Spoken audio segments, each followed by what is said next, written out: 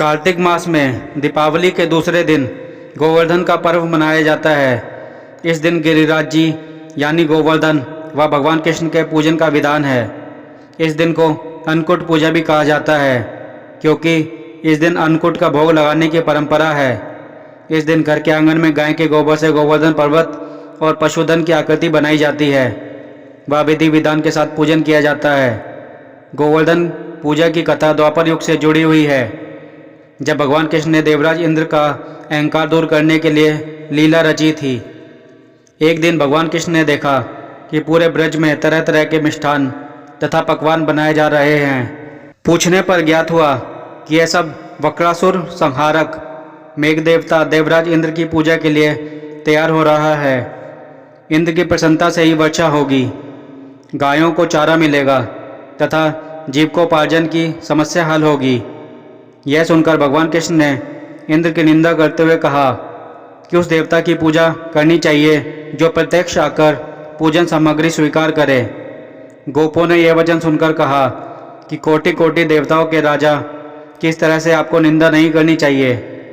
कृष्ण ने कहा, इंद्र में क्या शक्ति है जो पानी बरसाकर हमारी सहायता करेगा। उससे तो शक्तिशाली तथा सुंदर यह गोवर्धन पर्वत है जो वर्षा का मूल कारण है। इसकी हमें पूजा करनी चाहिए। भगवान श्री कृष्ण के वाकजाल में फंसकर सभी ब्रजवासियों ने चारों ओर धूम मचा दी।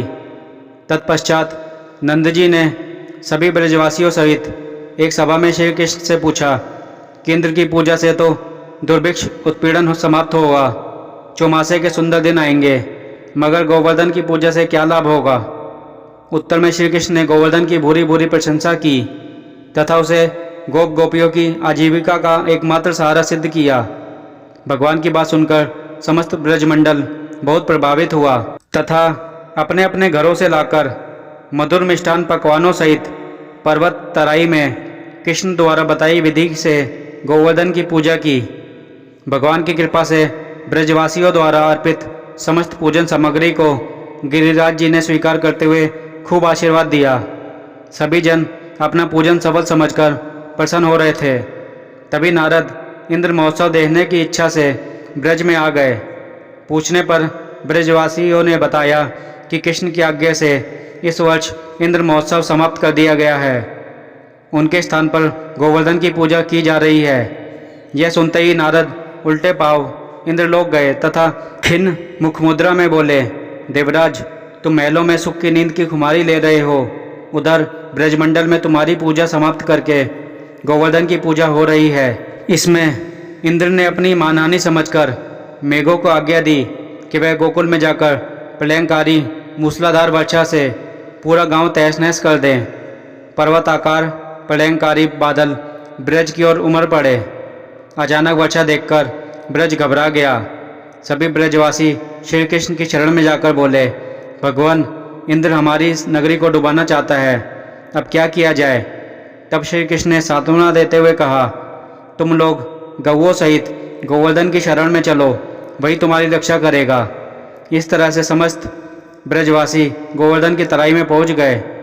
श्री कृष्ण ने गोवर्धन को अपनी कनिष्ठिका उंगली पर उठा लिया और 7 दिन तक ब्रजवासी उसकी छाया में सुखपूर्वक रहे। भगवान की कृपा से उनको एक भी छींटा भी न लगा। इससे इंद्र को बड़ा आश्चर्य हुआ। तब भगवान की महिमा को समझकर, अपना गर्व जानकर वह स्वयं ब्रज में गया और भगवान श्री कृष्ण के चरणों में गिरकर अपनी मूर्खता पर बड़ा पश्चाताप किया। 7वें दिन भगवान ने गोवर्धन को नीचे रखकर इसी भांति प्रतिवर्ष गोवर्धन पूजा करके अन्नकूट उत्सव मनाने की आज्ञा दी। तभी से यह उत्सव अन्नकूट के नाम से भी मनाया जाने लगा। कथा सुनने के लिए धन्यवाद।